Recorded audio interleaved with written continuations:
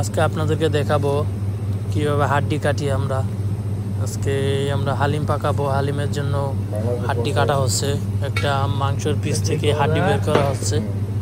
মানে বড় একটা মাংসের পিস, সেখানে একটা হাড্ডি আছে আর কি, সেখান থেকে হাড্ডিটা বের করব।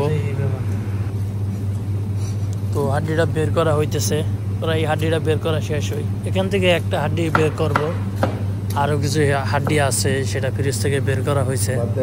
তো প্রায় হাড্ডিটা বের করা শেষ, এবার হাড্ডিটি কাটবো। তো আপনাদেরকে দেখাবো। অন্য একজন হাড্ডিটি কাটতেছে আর আমি ভিডিও করে আপনাদেরকে দেখাচ্ছি। তো এটাকে 3 পিস করে নিলাম। তো সামনে আরও কিছু হাড্ডি আছে, সবগুলি কাটবো আর আপনাদেরকে দেখাবো। তো হাড্ডিগুলো অনেক শক্ত, এখানে অল্প কিছু কাটা হয়েছে, আরও অনেক বাকি আছে। অতিরিক্ত শক্ত, এটা উটের হাড্ডি, সম্ভবত উটের মাংস।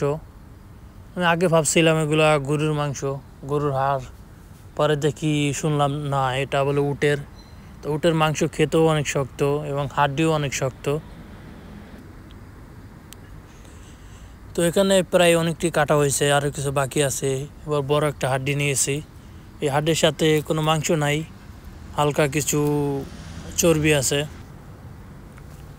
তো হাড্ডিগুলো এখনও কাটতেছে, প্রায় কাটা শেষ, কাছাকাছি আইছে।